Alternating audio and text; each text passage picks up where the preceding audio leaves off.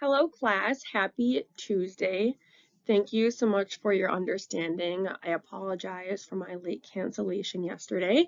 I did send out the PDF version of it via email. I also handed out a hard copy of it to Junius for those who did attend the workout portion of the class. That being said, I'm going to go over the slides today.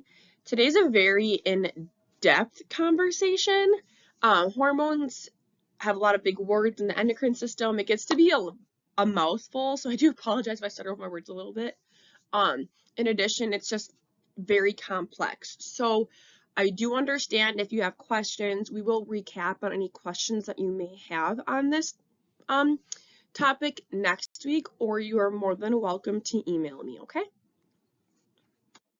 This is a question that I would be asking you guys if we were in a class together, although you can just pause and think about it to yourself.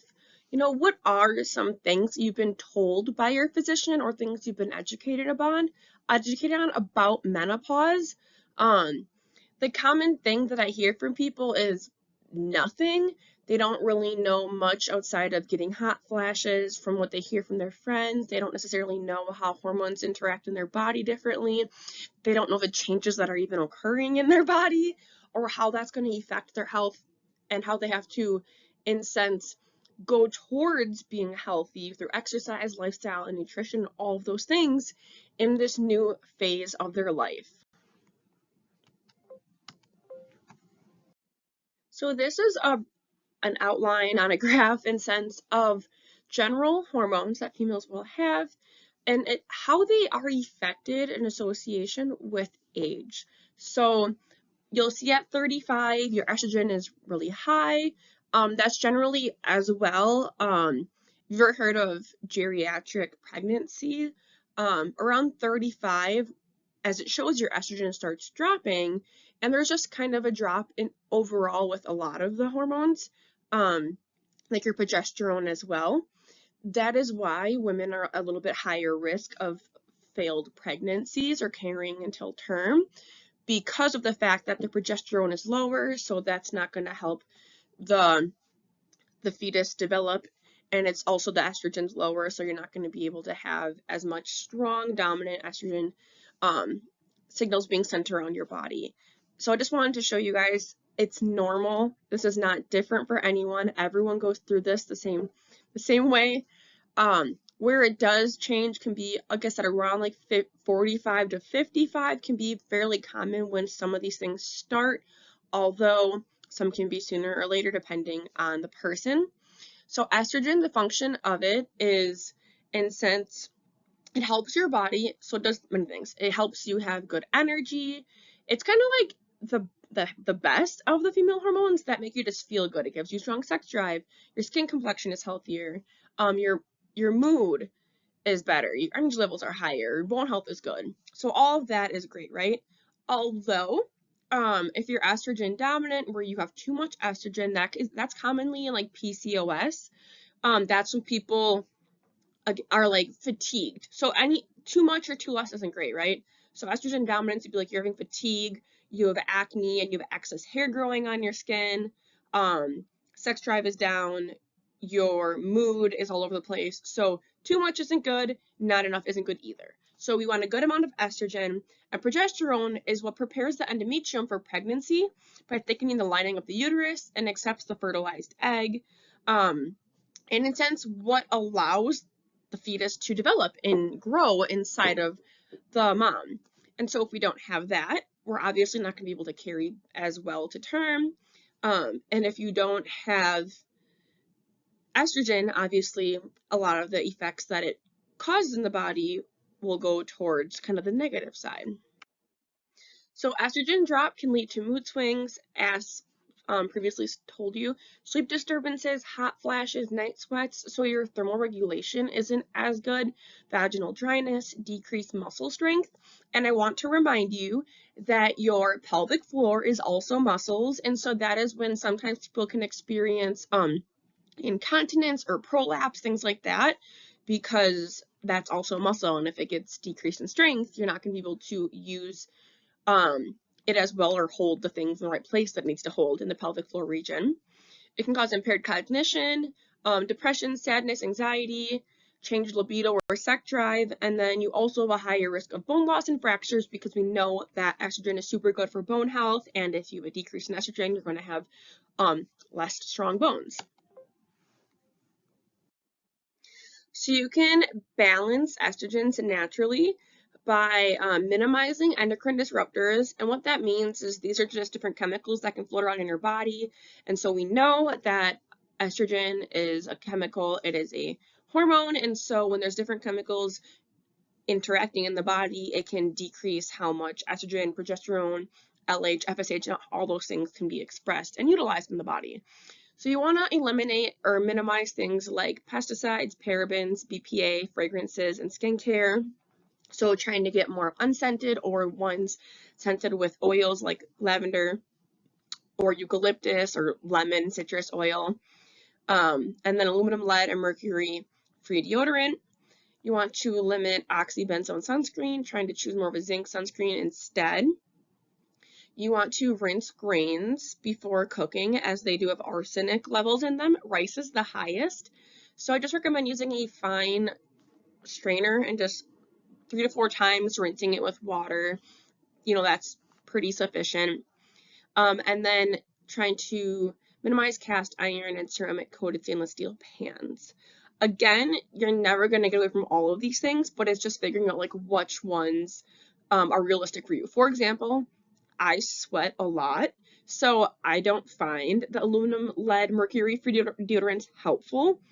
And I'm like, you know what, if my endocrine disruptor of having like Old Spice deodorant isn't my issue, I guess then it is what it is, right? But to figure out like what are the things that you're willing to change, you know, to try and improve your natural hormone levels. You also want to include certain things like food and lifestyle changes for happy hormones.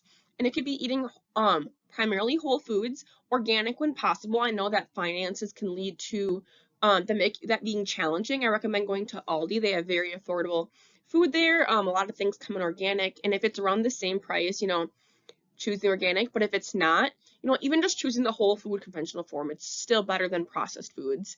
Then eating whole foods just means something that's not processed, so roasted vegetables with like seasoning and olive oil and sea salt versus a tater tot, right? Like one is in its whole form, one is not in its whole form. Chicken versus like a breast or a thigh or leg versus chicken nuggets or chicken tenders. You know, those are like a process versus a whole food. Trying to get 5 colors per day, 1 from each food group. So I think I went over this with you guys. There's the blue, purple, the red, the orange, yellow, and the green group. So we want to try and get a variety of all of them. And then protein, healthy fats, ideally an omega-3 rich one, and a fiber at every meal. That's just really good for your body's overall health, digestive system, cognitive function, nervous system, joints, all of those things. Eating foods rich in vitamin D, which is really good for your bones, and regulating estrogen, which you can get from cottage cheese, Greek yogurt, eggs, salmon, tuna, really any dairy products, and also you can get from the sun. And then trying to consume organic, wild-caught, and free-range meat, fish, and eggs if possible. Once again, financially, it's figuring out what works best for you. I buy conventional eggs because I can't pay $6 per dozen of eggs, but then maybe I will go more towards the organic and free range chicken or whatever. You know, I try to do the best that I can financially. And then lastly, if those things don't work, you can always use bioidentical estrogen creams or pills if needed. So you want it to be the same as estrogen in your body, because otherwise it's going to be a disruptor. So you can talk to your doctor about that. I know there's different integrative medicine places that do it around here, but I would think that maybe if you talk to your women's health doctor, they'd be able to help you with that. So common symptoms that women go through due to changes in hormones are mood changes, hot flashes, and vaginal dryness. I'm just going to go over those. So number 1, hormones and mood. It's just the mood swings are just caused by fluctuating estrogen and progesterone levels between highs and lows, which is kind of like PMS with menstrual cycles, right? Like you're just having your monthly changes in your hormones, so it just causes those swings. Estrogen is also, interestingly enough, directly related to production of serotonin. And you might know of serotonin, you might not, but it is actually a mood regulating neurotransmitter in the body. People call it the happy hormone. So if estrogen drops, automatically so does serotonin. So things that you can do to improve your mood are eating nutrients rich in B, all the B vitamins, vitamin D, omega-3, and magnesium. It's been found that a lot of people who struggle with anxiety or depression or like mental health issues have been found to be lower in one or more of these specific 4 vitamins. Trying to get sunlight and be outdoors as often as possible. Doing breath work, meditation, and exercise, which I know I'm sure Junius talks about with you guys. You can try acupuncture or massage. That can be helpful for some people. Socialization, so being around a supportive group of people that will help empathize with you, be compassionate, relate to you, someone you can share your positives and your negatives with in life. Hot Epsom salt baths. So Epsom salt is very high in magnesium, so it's very relaxing. You can get lavender oil Epsom salt, which is double relaxing. It also helps relieve aches and pains. And then essential oils like lavender and citrus. Lavender is relaxing and citrus is energizing. So next would be for mood swings. The goal in sense is how do we regulate the hormones? We don't want them fluctuating. Fluctuation of hormones leads to mood swings, right? How do we make them stay more stable? So for nutrition, you can primarily eat whole foods, again, organic when possible, less chemicals in them. Trying to eat at least 5 colors of fruits and vegetables daily. Again, a variety of colors. Every color has different nutrition with it. Trying to eat protein, fiber, and fat with every meal. And then avoiding caffeine, alcohol, and spicy foods. Those can just trigger your temperature in your body and just cause the mood. In addition, we'll get there, but the hot sweats to get worse too. So trying to get enough sleep. Females actually need on average 11 minutes more of sleep per day than males. So we need more sleep and that's totally okay. So make sure you're getting that. I would say trying to aim for like 7 to 8 or more hours a night. I know some people, 6.5 is their sweet spot. Some people 9.5 is their sweet spot. So figure out where your sweet spot is. Exercise regularly, combination of cardio, strength, flexibility, mobility, around 5 days a week, including outdoor exercise when possible. Stress management, we have a mental performance specialist here who can help you figure out different ways to manage your stress, like mindfulness, imagery, self-talk, things like that. And then also attend therapy if needed. We have behavioral health here at Aurora. We also, at your work, you might have an employee assistance program. So trying to do that as well. That I think is generally a little bit quicker versus getting on the waiting list for behavioral health, but whatever one works best for you. So nutrition for improved mood, I wanted to break down the 4 vitamins. So why they help so much. So methylated B complex supplement can be helpful. So obviously we want to get them through food if possible, which I have a picture of all the different foods up there. But at the end of the day, people may struggle with getting in enough, so supplements can be helpful. Helps manage stress, boosts dopamine and serotonin, improves mood and anxiety, increases energy and focus, regulates blood sugar spikes, and decreases sugar cravings.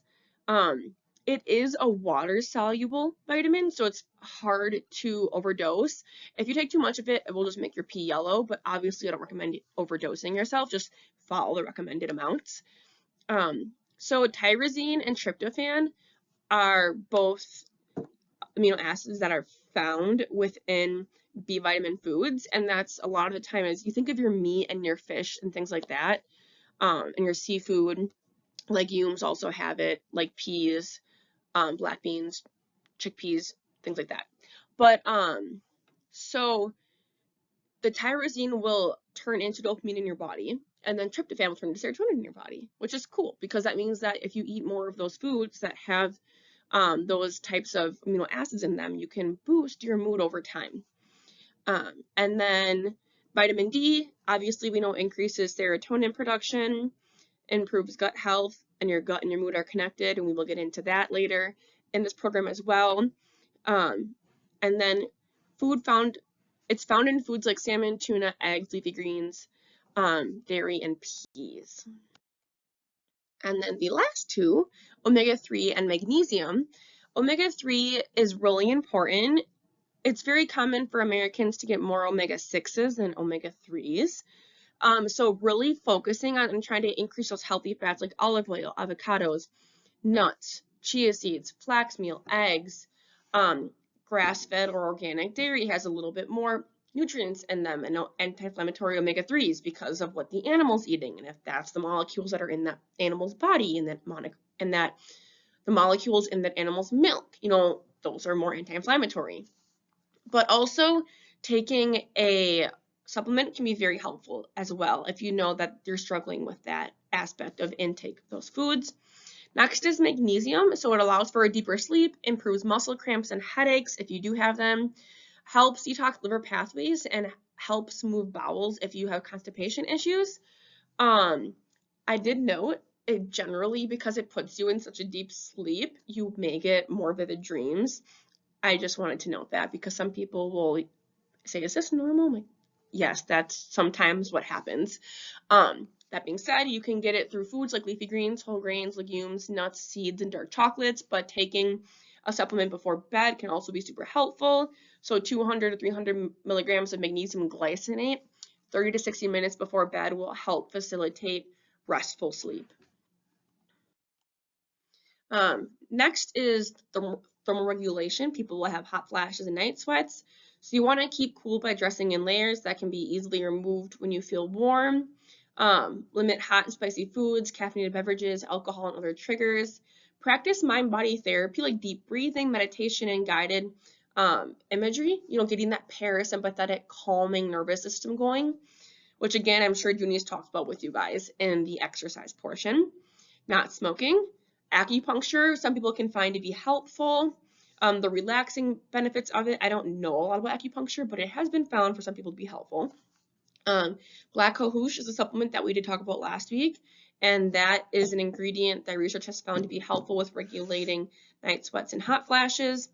And then plant estrogens, which we talked about last week, phytoestrogens, they can be helpful at, again, regulating or promoting a stable amount of estrogen, which can prevent the fluctuation, which prevents the heat flashes and the swings back and forth.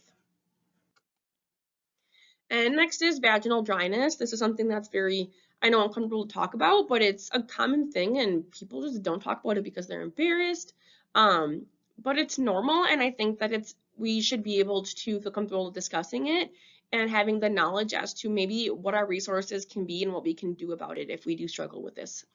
So coconut oil, almond oil, and olive oil are natural skin soothers. You can apply to the vagina by slowly massaging. Make sure to wash your hands first. You can wear gloves if you would like. A soy supplement, also, which we know will help regulate those hormones, which will prevent vaginal dryness and hot flashes or try and minimize those symptoms. Vitamin E oil is found to be helpful, so you can get it in a capsule, and you just open the capsule, and you take 400 to 800 IU to the vaginal tissue at bedtime. Again, using a glove or washing your hands before. Vaginal moisturizers improve the moisture of the vagina. Water-based lubricants can improve vaginal dryness during intercourse if used beforehand. Extended foreplay to increase the vaginal moisture naturally, and then also keeping away from the fragrance added soaps, ointments, and just body washes. Trying to do perfume free and fragrance free if possible. So once you go through menopause and you're like, I've already gone through this whole uncomfortable, terrible journey, right? No, it's not that terrible, but you've just gone through this whole journey, and it's like there's a lot of unknown, but now you're done with it, and how do you approach the rest of your life with health and longevity? Two things that will naturally stay with you after the fluctuations of hormones dissipate. So the mood swings won't stay with you, and the hot flashes won't stay with you. But increased risk of heart disease will, and then increased risk of bone loss. So I just want to talk about it. Obviously, we know with age, males and females will have increased osteoporosis. So that's why we know resistance training is super important, exercise, and then, eating vitamin D rich foods or supplementing calcium rich foods. And then again, just staying active. We know that that's super helpful. But for bone support, I talked about vitamin D and calcium. I just wanted to share some supplements you can get with it, or food again. If you're consuming dairy, you're getting both of them. But other foods that calcium is found in is fortified orange juice, winter squash, edamame, canned sardines, and tuna that have the bones in them. And if you struggle with eating those types of foods, you can take 500, 800 milligrams twice a day, or is recommended by provider if it's different for you personally with your different health conditions. And then vitamin D is found in cod liver oil, salmon, tuna, so as fatty fish. Again, fortified orange juice, dairy products or alternative dairy products fortified with vitamin D, and fatty fish, and then beef liver. If you don't eat enough of those foods, you can try and go outside for a walk. 10 to 15 minutes of direct sun exposure per day at peak, like in the afternoon, without sunscreen can give you all the vitamin D you need for the day. But if you are working inside and you don't really get to go outside throughout that peak time, you can also supplement with 2,000 IU per day, or as recommended by a provider. You might need to even do more than that, but I do recommend vitamin D. Just go in and get your levels taken. It is such a crucial vitamin for overall health. Next, these are just different supplements that I have not tried, obviously. I just kind of looked at different websites and blogs and things that people said worked well for them, and these were really the two brands that I've seen the most benefit, that I've heard the most benefits about. Again, every supplement is different, and these seem very reputable looking at the research that I did in them and the ingredients.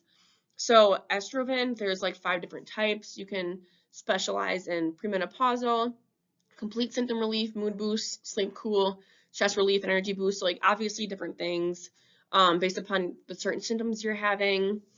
And then equal contains S equal, which acts like estrogen in the body and may relieve symptoms of menopause, because your body in sense may think that that is estrogen, similar to how your body thinks that phytoestrogens are estrogen in the body.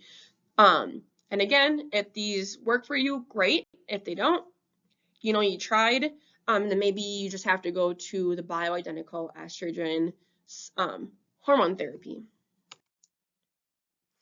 So those were all different types of lifestyle changes, nutrition changes, supplements that can be helpful for you. I do hope that I explained it well enough, and if I didn't, please let me know. Please respond back in this email so that everyone can see your question, as I'm sure everyone has the same question. There are no dumb questions because none of us know about this, right? We're all going through this together. We're all learning. I'm still learning. So please pause, take some time. What are 1 to 2 things that you're going to take away from this presentation? Again, I just told you so many things. You're not going to do every single one of them. Like, what are some things that you truly want to change? So some things that I know I did for hormone regulation was I try and eat more whole foods. And I try and decrease endocrine disruptors. So like I drink filtered water as much as possible. And then I also have been trying to, as I buy new shampoos and lotions and stuff, just trying to get unscented. Again, it's a learning curve. You're always trying to do as best as you can. You're never going to be perfect, but just trying to do what you can to overall improve your hormone balance. So email me back if you have any questions, or wait until next week and jot them down. Bye.